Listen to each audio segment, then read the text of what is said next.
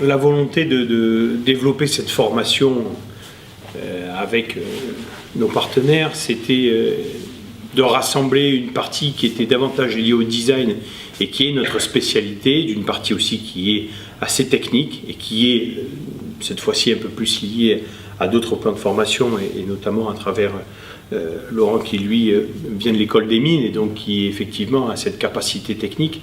Notre objectif était aussi d'élever notre connaissance dans ce sens-là, puisque le design a ses limites aussi, a ses limites dans l'expérience, mais après dans la mise en œuvre de ces expériences-là. Donc l'objectif dans un premier temps pour cette formation est d'être mise en œuvre sous forme de modules, une première année intégrée à ce que sont nos poursuites d'études en Bac+3 et Bac+4, après des BTS de design graphique dans les médias numériques ou dans les médias imprimés. Donc important d'avoir des gens qui ont déjà des prérequis importants dans ces domaines-là, une vraie sensibilité, une vraie capacité, une vraie créativité et surtout déjà des outils et un bagage technique aussi important et donc en capacité de comprendre quels sont les enjeux techniques à mettre en œuvre pour répondre à la demande de ce UX. L'objectif par la suite sera de mettre en œuvre une vraie formation sur une année pleine et entière qui doit là prendre la forme d'une réelle spécialisation avec effectivement, là encore, la matérialisation d'une poursuite d'études pour des gens qui sont titulaires d'un Bac+2 ou titulaires d'une expérience professionnelle qui soit comparable justement dans les prérequis. Et j'ai monté une formation en mobilité et sécurité il y a environ 7 ans et on est parti vraiment de la technique, de l'informatique et petit à petit on a fait du développement mobile et de la 3D et puis on ressent de plus en plus qu'il y a besoin d'ergonomes, on a besoin de graphistes et on vient chercher les écoles de communication pour ça. Donc je trouvais ça vraiment intéressant tout d'un coup de dire bon, on ne va pas attaquer en partant de la technique et puis après aller chercher les graphistes, mais on va plutôt dès le début partir dans une école de design et puis la technique elle se mettra en dessous pour une fois. On peut faire quelque chose qui est sympa. J'ai créé une agence qui s'appelle Globule Bleu qui existe toujours, qui a été rachetée par Publicis. Où on faisait des sites web, mais aussi des applications pour nos clients, plutôt des grands comptes. Et aujourd'hui, je développe des applications mobiles avec une spécialité qui est la gamification, la ludification. Donc, nous développons des applications pour les entreprises qui prennent les techniques du jeu et qui permettent de changer des processus classiques d'entreprise qui sont au départ non ludiques en processus ludiques pour rendre les collaborateurs plus efficaces. C'est assez particulier. Mais le fil rouge de tout ça, c'est que si l'expérience utilisateur, donc quand vous rentrez dans de l'applicatif, si vous ne vivez pas une expérience positive, en général vous abandonnez l'application.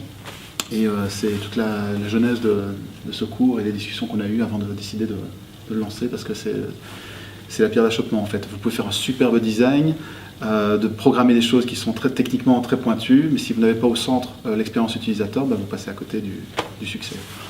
Donc c'est un très gros enjeu, d'autant plus que bon, on n'est pas dans une métropole mondialisée, on n'est pas au cœur de Paris ou de Londres, on est à Aix-en-Provence, dans cette métropole Aix-Marseille qui ici nous intéresse, qui est un peu notre toile de fond, ce qui explique le partenariat que nous avons également avec Marseille Innovation, et Christian Rey nous rejoindra tout à l'heure, qui a été dès le début, on va dire, un des porteurs de cette idée, quelqu'un qui nous a vraiment encouragés dans ce sens-là, pour justement que notre territoire génère aussi les compétences d'avenir dont on ressent aujourd'hui les besoins. Et effectivement, ce que disent tout autant Dominique que Laurent, c'est que l'intégration des deux expériences du design d'un côté, donc la partie esthétique, la partie strictement créative au niveau visuel, et de l'autre côté, la partie plus technique, plus technologique de programmation doivent se rencontrer, parce qu'un objet avec lequel, vraiment il a tout à fait raison Dominique, on n'a pas d'empathie, une application avec laquelle on n'a pas d'empathie, qui n'évolue pas, elle s'use et elle s'use très vite. Et elle ne devient pas un objet avec lequel on a envie de continuer à développer une relation de communication, tant les objets et les univers portables sont aujourd'hui prégnants dans notre vie, et tant les modèles de croissance qui sont associés sont, je pense que ce n'est pas à vous que je vais le dire, sont absolument considérables, puisqu'on considère qu'on n'est qu'à l'aube de la société des objets connectés, et que c'est là un levier de croissance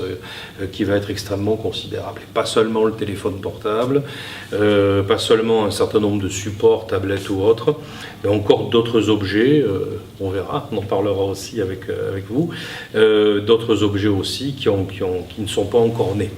Et tout l'intérêt d'une école de design comme la nôtre sur ce regard-là, c'est aussi un regard de prospective. Et tout l'intérêt de travailler avec de jeunes gens, 18 ans, 19 ans, 20 ans, 21 ans, 22 ans, avec cette génération, c'est qu'elle est née là-dedans, qu'elle s'est déjà préapproprié beaucoup de choses, et qu'elle sent que les champs d'évolution vont être dorénavant extrêmement rapides. Alors il ne faut pas être dépassé par cette évolution. Il faut mettre, et ça c'est notre rôle nous de pédagogue, eh bien il faut mettre notre responsabilité pédagogique à l'épreuve, et il faut créer, il faut faire aussi de l'ingénierie de formation.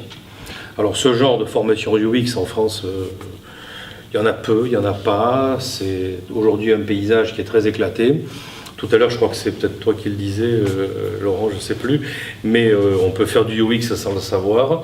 Bon, ici, on va en faire dorénavant en le sachant. Dans un programme pédagogique, Baptiste vous l'a dit, une première fusée, qui est l'année pédagogique 2015-2016, dans laquelle le UX va être une composante de nos Bac+3, Bac+4 en matière de design graphique. Et ça va être très intéressant. Doit s'intégrer justement à ces nouvelles contraintes.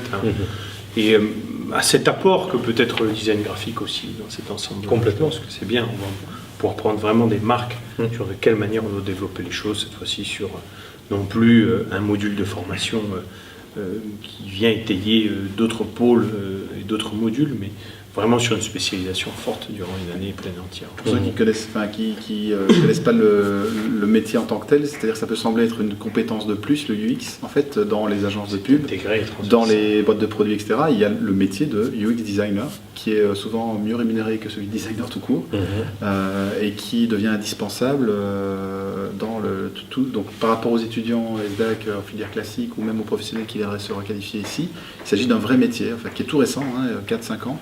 9 ans aux États-Unis, mais qui devient vraiment un métier très important. Et où il y a une pénurie aussi de candidats. Donc les candidats qui seront les premiers diplômés en UX, quand je fais le pari, qui seront directement pris par le marché de l'emploi.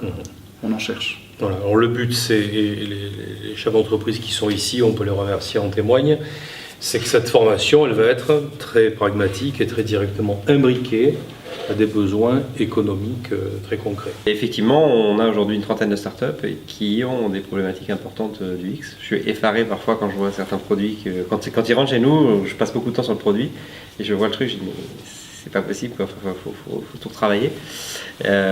Et aujourd'hui, on travaille avec des gens à Paris sur ces domaines-là. Récemment, on a fait venir un gars pendant une journée, un designer UX qui a vu seulement 5 ou 6 entreprises. Il n'a pas pu voir tout le monde, puisqu'on en a 30. Et donc il va revenir et les boîtes veulent continuer à travailler. Donc il y a une très forte demande, donc c'est une excellente initiative. Quand Dominique m'a parlé de ça, j'ai dit c'est génial, c'est une grande chance d'avoir ça ici et de pouvoir travailler avec vous là-dessus. Donc le besoin est certain. Voilà, le tout c'est après de maîtriser tout ça. Donc l'étape 2 de la fusée pédagogique, c'est que bon, cette année, sans jeu de mots, on va faire l'expérience de l'expérience. Voilà, en intégrant une dose de UX dans un enseignement de Bac+3, Bac+4, et l'année prochaine d'avoir un enseignement autonome, ad hoc, très cohérent, qui sera réglé aussi des usages pédagogiques que nous aurons expérimentés cette année, et qui lui permettra de prendre toute sa voilure. Voilà. Mais vraiment, je le redis, le message, il est aux entreprises. Une telle formation ne peut pas exister si au même moment elle ne répond pas à une demande d'entreprise, avec derrière de l'alternance, du stage, mais une très forte imbrication. Cette formation ne naît que du pressentiment que nous avons depuis un certain temps, et surtout grâce à Laurent et Dominique, du pressentiment que l'économie, l'entreprise nouvelle, ultra innovante, cherche ce genre de compétences sur le territoire. Voilà. Donc doit participer aussi à ces nouvelles formations qu'on peut repérer même sur le territoire français aujourd'hui. Donc c'est vrai que l'apport aussi de la demande de l'entreprise va venir alimenter aussi notre questionnement, l'évolution des pratiques pédagogiques et le mode de réponse qu'on peut y apporter. On peut même aller plus loin et dire que l'entreprise sera aussi dans la formation et que nous aurons vocation, que ce soit au travers des workshops que ce soit au travers des témoignages, que ce soit au travers de l'illustration très concrète d'expériences UX à faire ou à ne pas faire, qui est du témoignage économique qui soit là pour alimenter la notion de bonne ou de mauvaise pratique en la matière. Voilà. Donc c'est vraiment une formation connectée à la réalité, aux besoins concrets et surtout à l'exemplarité internationale.